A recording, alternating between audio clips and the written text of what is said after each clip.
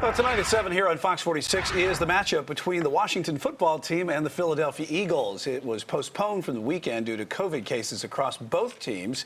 And could COVID cases in professional sports be the kickoff to what everyone else experiences with the virus down the road? Our Fox 46, Robin KANADY talked with a doctor today about this. And Robin, is this a preview of what's coming? Is there a link here? Brian, there might be. That doctor says what's going on with COVID in the NFL is not exactly a microcosm, but there are some things we can learn from.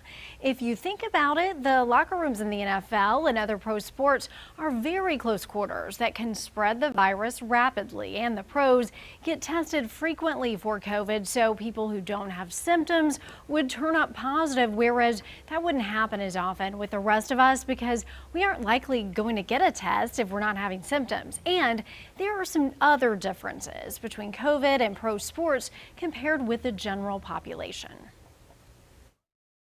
Young, healthy, great athletes, probably the vast majority are going to do fine when they get COVID.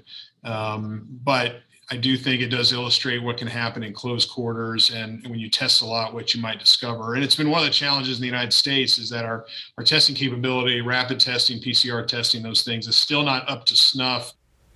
Now, Dr. Priest says we don't have the ability to test as diligently in the United States and act on those results as they do in other parts of the world. But again, that rise in COVID cases in the NFL is a bit of a precursor, unfortunately, to what we're dealing with and will be dealing with to a greater extent soon. Brian? Yeah, kind of a wake-up call, and hopefully not going to happen here in the future, but it looks like it is. All right, Robin, thanks for that information tonight. And the daily percent positive rate in North Carolina reached 10.3%. That is the highest it's been since late September in North Carolina.